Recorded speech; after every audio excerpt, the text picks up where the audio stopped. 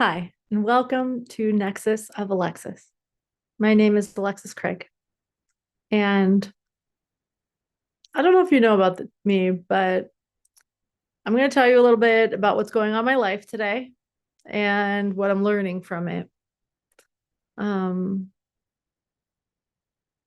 yeah. So, about almost 3 years ago now, I started this fitness business, my dream vocation, starting this digital fitness platform called the Next Fitness Thing. And I mean, it's really like the project of my dreams to really do things in a different way, in the way that I could always see that I wanted them to be done, in all the ways I've been working as an employee and thinking, if only they did it like this is my chance to do it the way that I know that it could be done. At the same time that I started that fitness business, right around the same time, I also bought a house for the very first time. And this is also another piece of this dream. So I bought a 20-acre homestead. And I don't really think of myself as a property owner as much as a steward of this land. So it's 20 acres in the foothills of the Sierra Nevada mountains, and it's absolutely beautiful.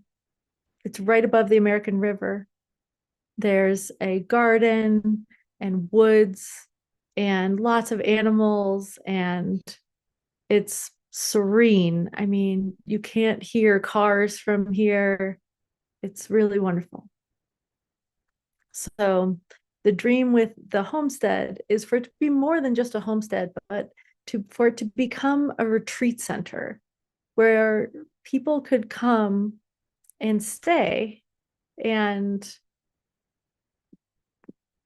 basically have a retreat from the bustle of normal life, live closer to the land, and eat food that was grown right here on the land, and also learn how to live more harmoniously with the land and in a way that's healthier for their body. That's the dream. And my vision with this really is that these pieces work together so that I have this digital fitness wellness offering where I have a way to meet people from all over the world that can connect with a community, not just with me, but with a community of experts. And then that I also have a physical space that is a place where people can come and meet each other in person and really um, have a more tangible experience. So there's like the virtual side and the physical side, and that they work together. That's the dream. So I love this vision so much, and it means so much to me. And I'm just so grateful for everyone who's been supporting this vision and who has been part of it. And I'm particularly grateful to my partner, boyfriend, whatever you want to call him, Brandon. He lives here with me, and he's been really working the land. And he works so hard on it every day, every day. And he's been building the garden, tending the garden, doing the, fire prevention, mitigation everywhere, all of the things. And we, mostly him, but I've been helping, have been really putting our heart into the garden. And we started planting the garden as early as January, doing set plants. We nurtured them inside the house with, the windows and the grow lights, keeping them warm, tending to these babies, and then built a greenhouse in the yard. We brought the plants out to the yard and planted them. And the fitness business has honestly been taking some time to get off the ground. So we've also been going to the farmer's market and even selling our additional, starter plants and that kind of thing at the farmer's market. So it's been really I've learned so much. I've never really known a lot about how to grow food before. So I've been learning so much. Anyway, so this week, um, this week, the garden is in a place where it's some of the plants in the garden are ready to harvest. We've been getting some zucchini. We're starting to get peppers. There's tomatoes coming. There's a lot of these fruits and veggies that are just about ready right now. And this past weekend, we had some invaders in the garden. To be honest, we went out of town for just like a night, maybe two. But we came back and it was decimated. It seems like it was a group effort. There were deer prints. Seems to have been a raccoon maybe involved, somebody who created a hole in the fence who seems more agile than a deer. Um, they ate all the leaves off of all the pepper plants, ate every tomato. They really, there's still some things left in the garden, but it was um somewhat devastating, honestly. And yes, for me, and also for him, especially he's put so much work into it and so much heart into it and so much money into it. And financially, we're really, know, um, it's a challenging time right now in that way. So to put all of this effort in and then have it just be basically stolen by the animals.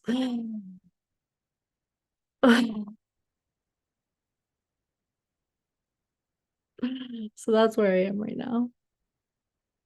And part of it is my own grief, and part of it is holding his grief. And so I just wanted to share about this because I feel like there's some pieces here that are really valuable to share. Okay. So one, it's just this acknowledgement that control is a myth. Even if we were to sleep in the garden every single night, we're not really going to be able to fully control this. And I mean, it's beyond, there's bears, I mean, there's mountain lions. It's not like, I mean, okay, where am I going with this? Basically, we put up a fence. We did a lot of things to mitigate the animal situation. But really, it's not fully in our control. And that's something that's true, not just in this garden, but that's true in life. That you can do all the things. You can prepare, you can train, you can do all of the things to put yourself in the best possible situation. And it's not all in your control. And there's a part of me that wants to think, okay, well, then you need to exert more control. And is that really going to help? It feels like really what's being called for here is actually more surrender, to really surrender to the fact that this land, as much as I want to, even I may feel called to claim like this is my land, not really. It's the animals' home too. And I'm not really going to be able to keep them out. And I really need to acknowledge that I'm sharing it with them and that there's only so much I can do. And the surrender is not the same thing as helplessness. So it doesn't mean I'm just like, okay, I surrender. Animals can just eat all of the crops and we're giving up. No, that's not what I'm talking about. I'm saying that there's a sense of surrendering to the situation and that I'm not fighting against the experience of what is actually happening right now. That, yes, we've invested a lot in the garden and like the animals can still get in. They've probably just been waiting for everything to get ripe so that they could come in and take what they wanted. So there's a place, and this is true in other places too. This is true in my fitness business where it isn't really going exactly the way that I would have like planned it out and everything like that. And I just have to surrender to the place where I am and allow myself to be here and just go from there. And I can feel even in this realm of like health, fitness, wellness, whatever you may call your journey around this. You can exercise and eat all the healthy food and get all your sleep and take your vitamins and do all the things. And there still can be things that can happen. And it's not because you did something wrong. It's just things happen. And it doesn't mean you're helpless. It's just a call to surrender that you're not really in control. So that's what I'm sitting with right now. And there's a part of me, you know, especially in holding his grief around it, that wants to be like, well, let's keep it positive and look at, you know, we still have eggplant and hey, the pumpkins haven't even come up yet. Those are fine. And just to like sort of bypass the grief and to just, I would even say like it's like spiritual bypassing or toxic positive to just, we got to keep it positive. And honestly, I would say that's not really of service right now. And I know that this garden in the big picture is not the end of the world. It's not. I know that. And I can also just feel that it's sort of a microcosm to a macrocosm of a bigger picture where, you know, there's grief that things may not be going, no matter how hard we may be trying, things may not be going the way that you want them to in a certain way. And there's grief around that. There's time for keeping it positive, and there's also time for just letting yourself cry. So I just want to honor that and that it's okay to feel your feelings around it and to let yourself be sad and to cry and whatever else you might need, be angry. And I can also feel this way that there's a pull to blame, whether it's like blame myself for not doing enough or, you know, blame the animal or blame whatever, right? Like there may be a call to blame, and that's not really helping either.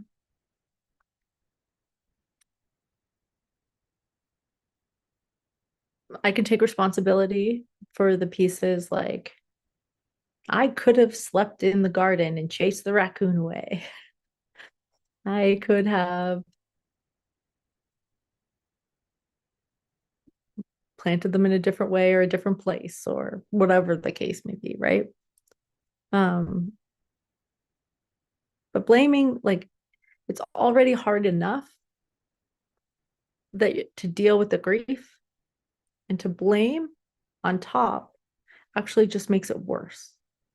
It's not helping at all. Adding blame to the grief just makes it hurt more. And it doesn't solve the problem in any way. So I can just feel where letting go of blame, even in this bigger picture version where you might not like something going on in the world right now.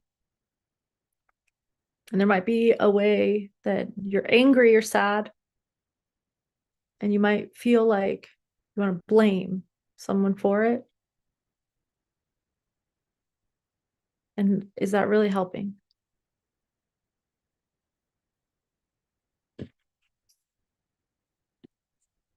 So the next piece with this is really just to remember that what I signed up for in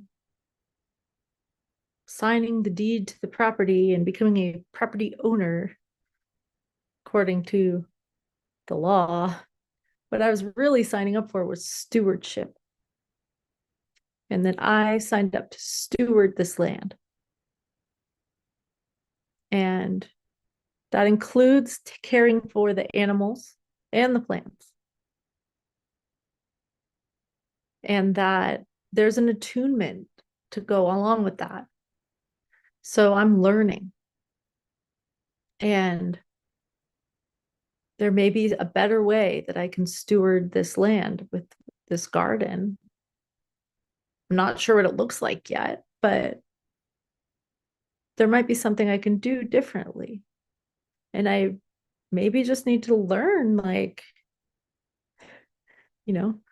raccoons can get through that fence and they'll open it up so then the deer can jump through too. The bear can definitely get through. And then it's wide open. But that stewardship is the end in itself. And that's true of my body too. That on my health and wellness journey, I'm the steward of this body. And that I'm not going to be able to control everything that happens to it. But I'm here to show up in loving service and listen to what it's asking for and to meet those needs. That's true of my body, and that's true of the land, and that's true of the whole earth. That I'm here in loving service to listen and respond with love. Come what may. So even if I'm meeting it with grief, that's part of what stewardship is. So the piece with it is to stay committed. It's like in the face of this obstacle, I don't give up. It's not like, oh, they got into the garden. Well, I guess we're done gardening now.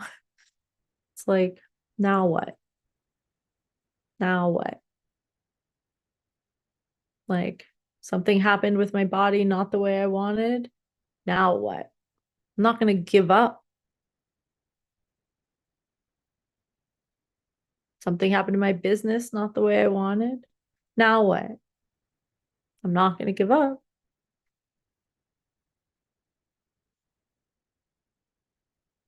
And they're, for me, they're sort of this pull to rush and fix it. And I know I named this before a couple of weeks ago when I was talking about being in the chrysalis. There's a pull to just be like, oh, they destroyed all the beans. Great. We're going to replant the beans right now. Right. And actually, I can feel where there's wisdom in taking a moment to pause first and to sit with it, feel what's real, take a breath,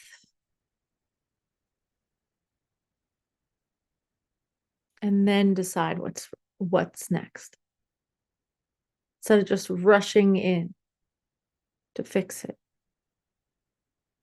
So that I can come from a place of more grounded wisdom around it, more clear attunement rather than reactivity. So we're not immediately replanting the garden yet. We're just sitting with it and honestly noticing that we fixed the fence and they got through again. We fixed the fence and they got through again. So just replanting is not going to solve the problem.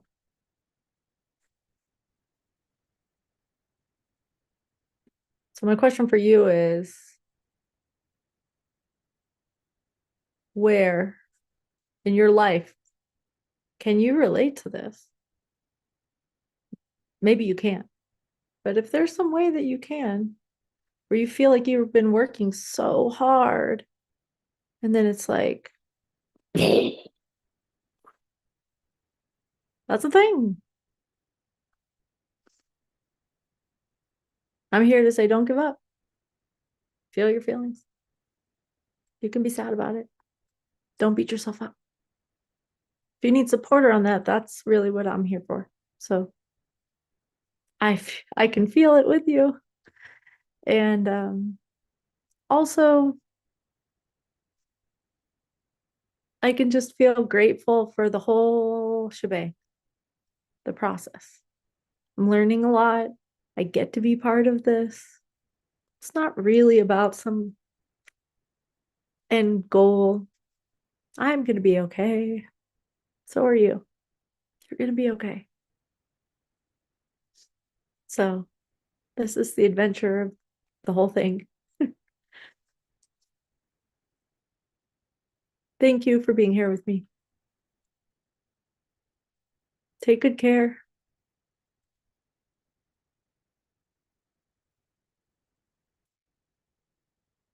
Ah, yeah. And thank you for receiving this today. Sending you lots of love.